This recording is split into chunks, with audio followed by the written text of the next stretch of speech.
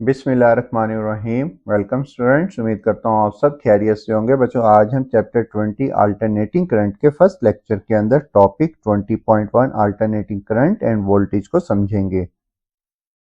बच्चों, हमारे पास दो तरह करंट होता है, एक को हम नाम देते हैं डायरेक्ट करंट का और एक को नाम देते हैं अल्टरनेटिंग करंट का। डायरेक्ट करंट के अंदर वैल्यू जो है बेटा मैग्नीट्यूड जो है वो चेंज नहीं होता और करंट एक डायरेक्शन में मूव करता है। जैसे इस ग्राफ में दिखाया गया है, करंट का मैग्नीट्यूड भी चेंज नहीं हो रहा और डायरेक्शन भी चेंज नहीं हो रही, और इसको हम स्ट्रेट लाइन से रिप्रेजेंट करते हैं।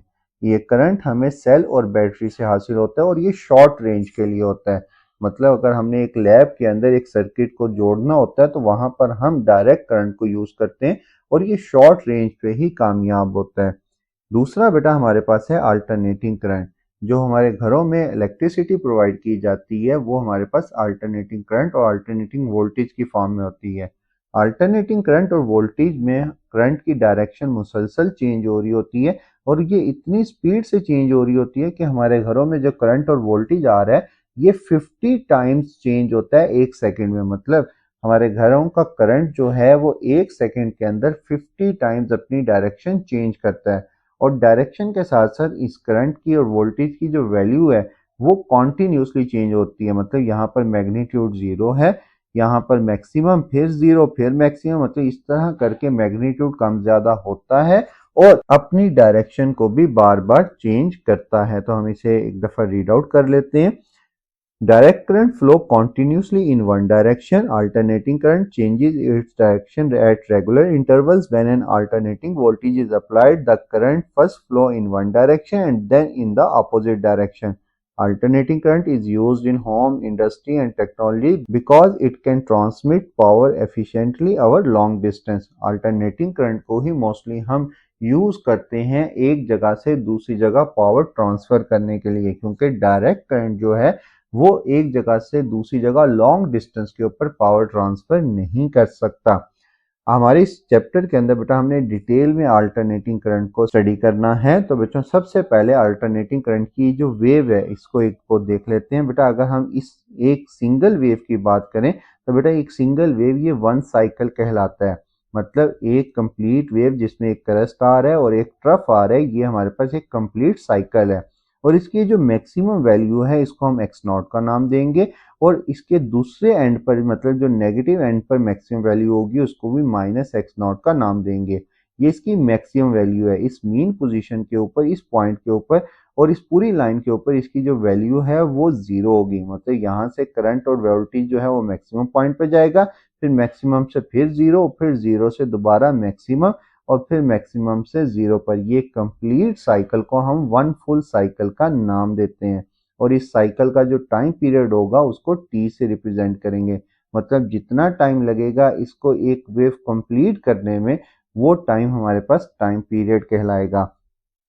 अगर फर्ज करें बच्चों यहाँ पर मैं चाहता हूँ कि मैं किसी एक पॉइंट पर करंट या वोल्टेज की वैल्यू फाइंड आउट करूँ। मतलब फर्ज कर लेते हैं बच्चों मैं इस पॉइंट पर करंट और वोल्टेज की वैल्यू फाइंड करना चाहता हूँ, तब मैं क्या करूंगा? तब बच्चों मैं इस जर्नल इक्वेशन का सहारा लूंगा। ये हमारे पास करंट और वोल्टेज की जर्नल इक्वेशन है। And alternating current generator give alternating current और voltage of the form x is equal to x not sine omega t. X वो वैल्यू है जो किसी भी पॉइंट पर करंट और वोल्टेज की होगी, एक्स नॉट मैक्सिमम करंट या वोल्टेज की वैल्यू है और साइन ओमेगा टी ये हमारे पास फेज है। फेज हमारे पास सिंपल वर्ड में एंगल को आप कह सकते हैं और यहाँ पर ओमेगा एंगुलर फ्रीक्वेंसी को रिप्रेजेंट कर रहा है। अगर मुझे इसी वैल्यू को करंट की फॉर्म में लिखना हो तो बेटा अल्टरनेटिंग करंट के लिए इस वैल्यू को x की जगह पर मैं i लिखूंगा, i is equal to I not sine omega t. और अगर उसी इक्वेशन को मैंने वोल्टेज के लिए लिखना हो तो बेटा हम उसको लिखेंगे v is equal to V nought sine omega t, क्योंकि हर पॉइंट के ऊपर बच्चों हमारे पास फेज चेंज होगा और फेज चेंज होगा तो करंट और वोल्टेज की वैल्यू भी चेंज होगी। फॉर एग्जांपल इस पॉइंट के ऊपर करंट की वैल्यू जीरो है तो बेटा यहाँ पर साइन एंगल भी क्या होगा? जीरो। एंगल जीरो होगा तो साइन जीरो जीरो, तो करंट की वैल्यू हमारे पास जीरो आ जाएगी। इसी तरह मैक्सिमम पॉइंट के ऊपर फेज यानी ओमेगा टी की वैल्यू, एंगल की वैल्यू 90 होगी, साइन 90 जो है हमारे पास वो 1 के इक्वल होता है। तो बेटा हमारे पास इस पॉइंट के ऊपर I की वैल्यू मैक्सिमम करंट के इक्वल होगी और हमें मालूम है इस पॉइंट के ऊपर करंट और वोल्टेज की वैल्यू मैक्सिमम होती है। तो बेटा इस फार्मूले की मदद से हम किसी भी पॉइंट पर करंट और वोल्टेज की वैल्यू फाइंड आउट कर सकते हैं। नेक्स्ट, ग्राफ ऑफ एसी में अगर आप गौर से देखें तो बेटा हमारे पास ये साइन वेव है, मतलब क्रस्ट ट्रफ की फॉर्म में ये वेव ट्रांसफर कर रही है और इसकी जो डायरेक्शन है बेटा वो कॉन्टिन्यूसली चेंज हो रही है। Changes direction of equal time intervals, magnitude changes smoothly and continuous. इसका जो मैग्नीट्यूड है वो स्मूथली बेटा चेंज हो रहा है, मतलब 0 से मैक्सिमम और मैक्सिमम से 0। Changes mostly rapidly at zero crossing and most slowly at peak point. Next है बच्चों कुछ अल्टरनेटिंग करंट की टर्मिनोलॉजीज, मतलब हमारे पास साइकिल क्या होता है, वन फुल साइकिल क्या होता है, हाफ साइकिल क्या होता है, टाइम पीरियड क्या होता है। बेटा हमारे पास combination of one full wave, मतलब एक क्रस्ट और एक ट्रफ का जो कम्बिनेशन है इसको हम वन साइकिल का नाम देते हैं। और अगर सिर्फ क्रस्ट या ट्रफ की बात की जाए तो बेटा ये हमारे पास हाफ साइकिल होता है। टाइम पीरियड, एक कंप्लीट साइकिल को कंप्लीट होने में जो टाइम लगेगा उसको हम टाइम पीरियड का नाम देते हैं। One complete set of positive and negative value of alternating quantity is called cycle and time taken to complete one cycle is called time period. Next है बच्चों हमारे पास frequency, number of cycles in 1 second, मतलब जितने ज़्यादा cycle एक second में आएंगे उतनी ज़्यादा फ्रीक्वेंसी होगी। पाकिस्तान के अंदर जो अल्टरनेटिंग करंट की फ्रीक्वेंसी है वो 50 हर्ट्ज है, मतलब एक सेकेंड में 50 वेव्स बनती हैं और 50 टाइम्स करंट जो है वो अपनी डायरेक्शन चेंज करता है। फ्रीक्वेंसी का फार्मूला होता है T is equal to 1 divided by time period. इसका यूनिट हर्ट्ज होता है और ये आपने MCQs के लिए याद रखना है। पाकिस्तान में फ्रीक्वेंसी 50 हर्ट्ज होती है। नेक्स्ट है बच्चों हमारे पास एवरेज वैल्यू। एवरेज वैल्यू हम बेटा जैसे हम अपनी डेली लाइफ में डिफरेंट जगहों पर एवरेजेस लेते हैं कि अगर हमारे पास दो चीज़ें हैं तो दोनों को ऐड करके 2 पर डिवाइड कर देंगे। यहाँ पर अगर आप बेटा एक साइकिल की एवरेज लेंगे तो बेटा एक साइकिल पॉजिटिव में है, एक साइकिल नेगेटिव में है। सेम मैग्नीट्यूड है पॉजिटिव में और सेम मैग्नीट्यूड है नेगेटिव में। तो जब आप इसको एक को पॉजिटिव में लिखेंगे एक को नेगेटिव में लिखेंगे तो एवरेज तो 0 आ जाएगी। और 0 आने की वजह से ही हम एवरेज वैल्यू को पावर फाइंड आउट करते हुए यूज नहीं करते, क्योंकि एवरेज ऑफ करंट वैल्यू जो है वो हमारे पास 0 होगी, क्योंकि एक साइकिल पॉजिटिव में होता है एक साइकिल नेगेटिव में होता है। एवरेज वैल्यू निकालने का फार्मूला होता है total area under the curve for time t divided by time t।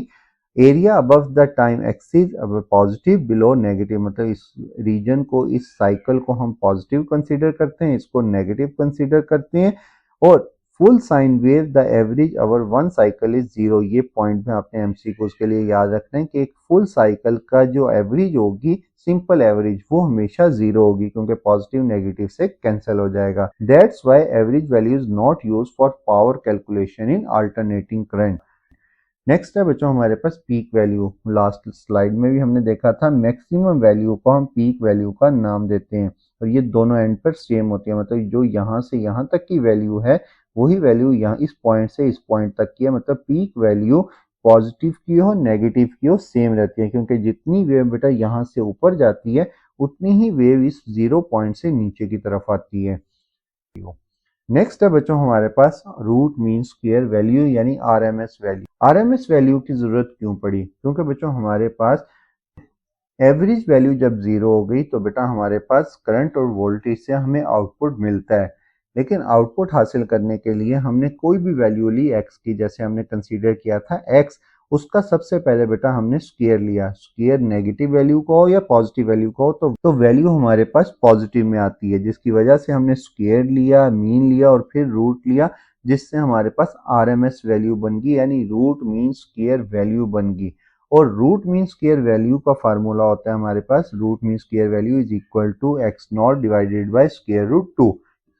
यानी पीक वैल्यू को अगर हम स्क्वायर रूट 2 से डिवाइड कर दें, बेशक वो करंट की वैल्यू हो या वोल्टेज की वैल्यू हो, तो हमारे पास RMS वैल्यू आ जाएगी। Root mean square value is the steady DC current that would produce the same heating effect as alternating current. और करंट के लिए बेटा हम RMS वैल्यू को लिखेंगे IRMS is equal to I0 square root 2। मतलब सिंपल वर्ड में हम ये कह सकते हैं आरएमएस वैल्यू, जैसे हम जिस तरह हम एवरेज वैल्यू को यूज करते थे, तो आरएमएस वैल्यू को हम इसी तरह यूज करेंगे। इस ग्राफ में अगर आप गौर करें तो बेटा इन दोनों साइकिल्स की आरएमएस वैल्यू लेंगे तो बेटा आरएमएस वैल्यू का ग्राफ कुछ इस तरह बनेगा और ये ओरिजिनल पीक वैल्यू से कम होगा। RMS value is very useful in AC because it tell us the effective value, मतलब RMS वैल्यू हमारे पास इफेक्टिव वैल्यू है, जो एक्चुअल पावर हमें हासिल होती है करंट और वोल्टेज से, वो हमारे पास RMS वैल्यू प्रोवाइड करती है। मतलब हमें करंट और वोल्टेज जहां पर मैग्नीट्यूड कम ज्यादा हो रहा होता है तो हम वहां पर RMS वैल्यू फाइंड आउट करते हैं और RMS वैल्यू हमें बताती है असल में करंट और वोल्टेज का कितना फायदा हमें हासिल होगा। और नेक्स्ट है बच्चों हमारे पास mean power and maximum power. Current और वोल्टेज की इक्वेशन थी हमारे पास साइनोसाइडल करंट की, I is equal to I not sine omega t. तो बच्चों हम इसको पावर के फार्मूले में पुट करेंगे। पावर का फार्मूला था P is equal to I square R, I की जगह पे वैल्यूज पुट की तो बेटा बन गया I not square R sine square omega t. यहाँ पर बेटा ये जो फार्मूला बन रहा है साइन स्क्वायर ओमेगा टी, इसकी एवरेज वैल्यू जो है वो हमारे पास 1/2 आती है। इसकी काफी लेंथी डेरिवेशन है जो हमारे कोर्स का हिस्सा नहीं है, तो जस्ट हम इसको लिखेंगे कि अगर एक वैल्यू जो है वो 0 से मैक्सिमम और मैक्सिमम से 0 की तरफ मूव कर रही हो, उस फेज की एवरेज हमारे पास हाफ के इक्वल होती है। तो हमारे पास पावर का फार्मूला बनेगा P is equal to 1/2 I square R, और ये हमारे पास मीन पावर आ गई, मतलब एवरेज पावर आ गई। This show that the mean power in a resistive load is half of the maximum power. और बच्चों अल्टरनेटिंग करंट को इन दो इक्वेशन से भी हम रिप्रेजेंट कर सकते हैं। I is equal to I nought cos omega t और V is equal to V nought cos omega t से। ये था बच्चों आज का लेक्चर। अच्छा लगा तो लाइक और सब्सक्राइब करना मत भूलिएगा। थैंक यू, खुदा हाफिज।